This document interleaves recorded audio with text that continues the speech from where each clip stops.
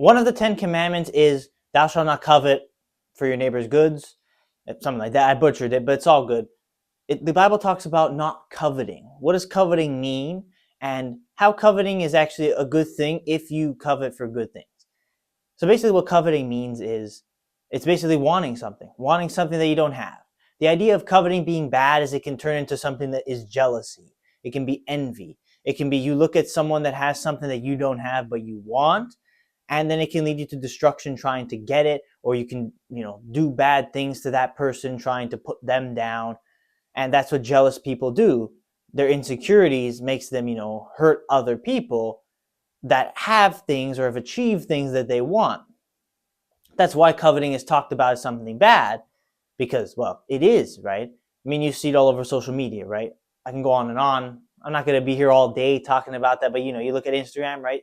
Lifestyle pics, right? You can see, the gym and people having like a perfect body, right? Or rich people, business with cars, fancy cars, fast cars, big mansion, the beautiful woman, right? All that stuff. Even like just generally for on the women's side, like women that are beautiful, women that like are like look good.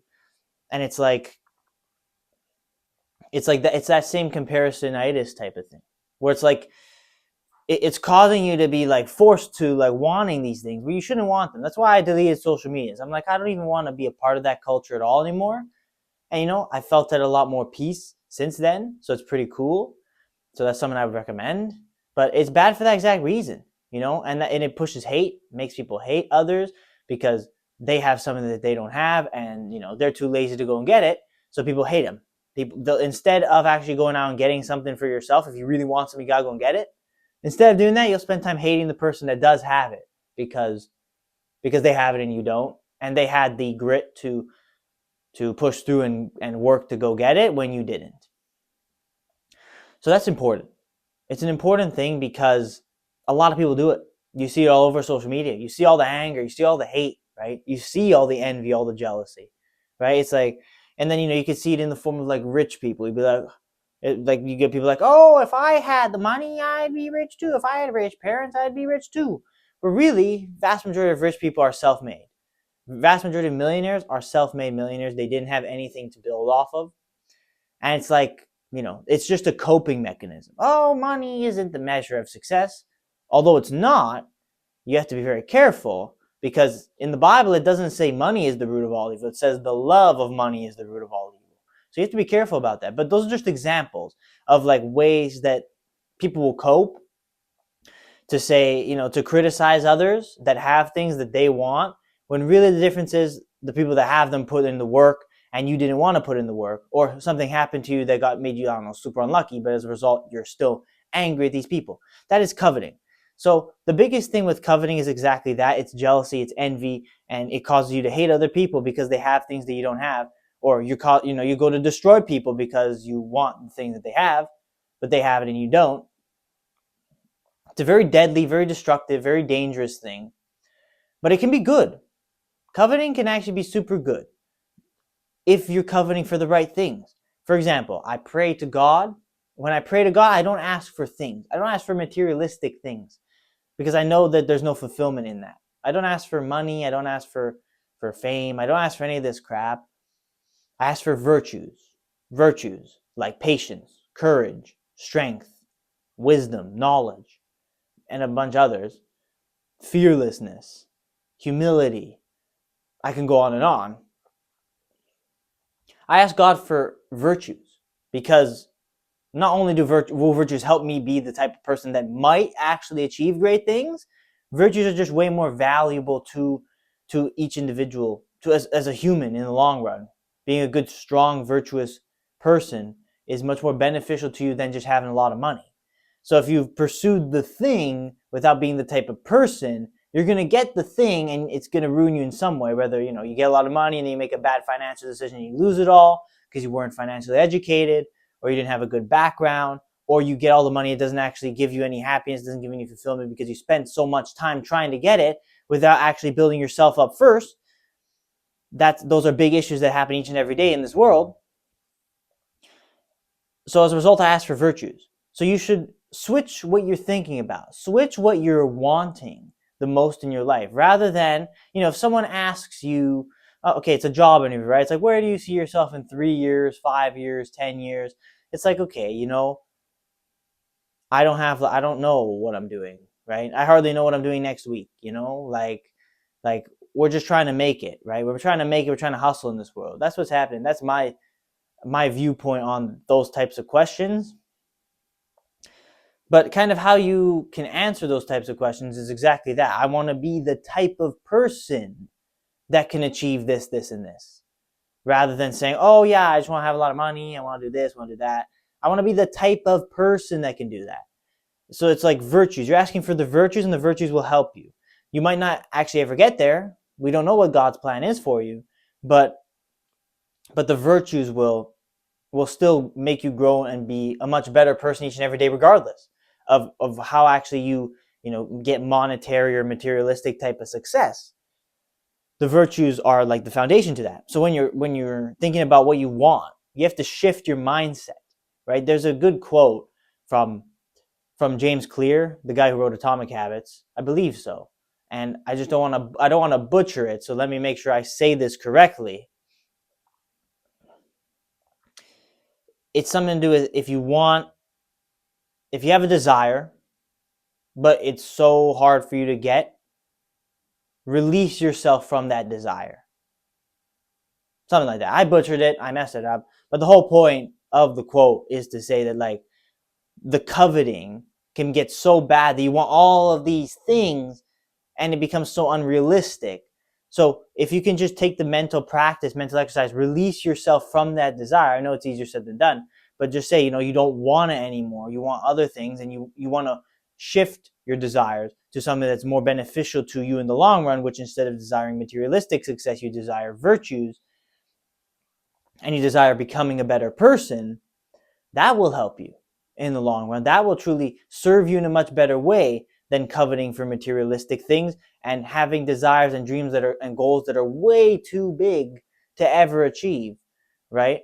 And you'll, even if you'll always fall short, right?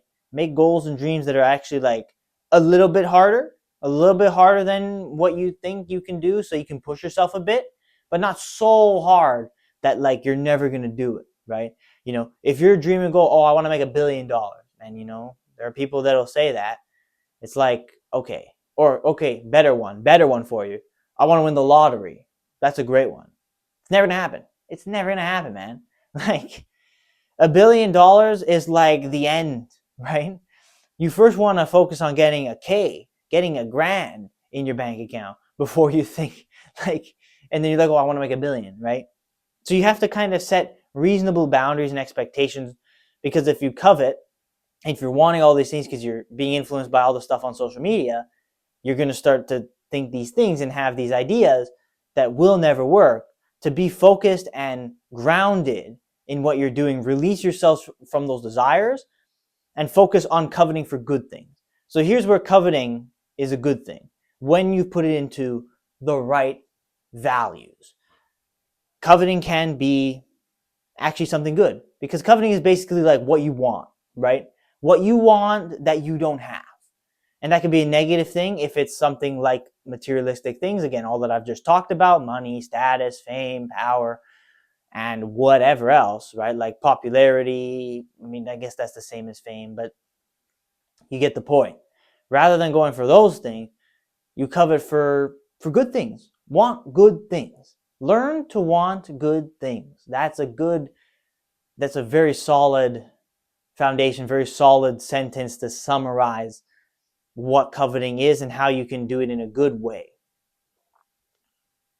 So you should want to learn, seek growth, want to learn, grow in wisdom, in knowledge, in courage, in strength, in boldness, in doing uncomfortable things, becoming the type of person that is able to do that. You want to grow in faith. You want to grow in anything that can only be kind of done inside, internally. That's what you should covet. That's what you should pray to God for at night, is to want these virtues, want these things, instead of wanting these things, want the virtues that will help you achieve the things, but the things only become secondary. That's another point, and that's what I'll end this episode off on, just as like a summary thing, is that, money's cool, you get financial freedom, the freedom of it is cool. But if that's like your primary thing, it's the only thing you're going for, it's not going to satisfy you. It's not going to satisfy you ever. And but the thing is, right? The interesting point is that money, you can still go and achieve money. It can't be first though. God has to be first, and faith has to be first, and the virtues that faith brings you has to come first. And money is only like a secondary, even tertiary result of those things. It can either come or it can't. If money becomes the first thing, and I use money because it's the biggest thing, but really it can be anything, like, a nice car, for example. That's how I see it, right? A nice car's nice. Oh, if I get like a Lamborghini, a McLaren, whatever, it'd be cool. But it's nothing more than that, right? It's nothing more than just a cool thing that you drive around, you speed around, you have a fun time. That's it. Once you put more weight on it in your mind and you make it seem more than it actually is, that's when coveting becomes dangerous.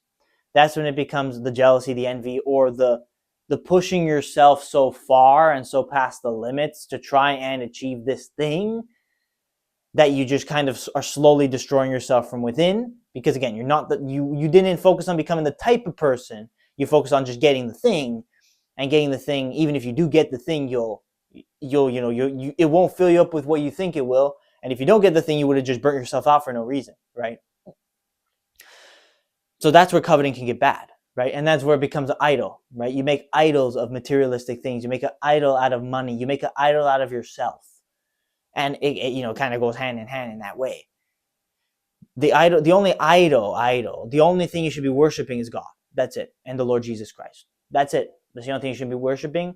And the only thing you should be coveting for is to become the type of person that God can be proud of. Become the type of person that, we emulate Jesus Christ's life. He set the example for us. So to become as close as we possibly can to emulating Christ's example. That is really the only thing you should be coveting for. You shouldn't be coveting for anything materialistic. You shouldn't be wanting anything that's so grandiose. Don't do that. Don't do that, man. It's like, it's easier said than done. I know. It's like yes, I could just sit here and stare at a camera and say, don't do that. But it actually takes a lot of development and intentional work on yourself in the process to doing that. Because of course, I'm guilty of it, right? I covet, I want things, right? This is life, human nature. But if I stay grounded in the fact that regardless of what happens, it's God's work, not mine, then God can work what he needs to do, right? If I think it's myself doing all these things, or if I push past the boundaries, past the barriers to go out and try and achieve great things, it's only going to destroy me. And I understand these things. So that's why I expect to fail, and I have failed. So you should expect to fail as well. But understand that, coveting is not all bad. It's just where you put it. It's just where you put your wants, where you put your desires. That's something only you can truly choose to decide, like internally, where you put your desires, where you put your wants, what you want to do with your life, where you want to be, the person you want to become. And, only like after all of that can you think about, the things that you want, the actual physical things you want. So that is the message.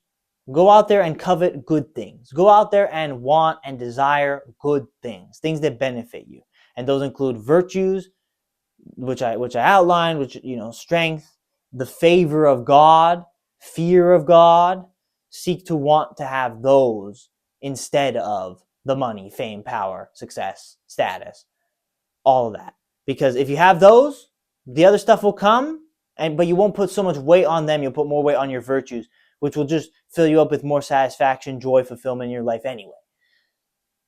So don't covet the bad, covet the good, want the good, release yourself from any desire that is so incredibly big and super incredibly improbable / impossible to achieve.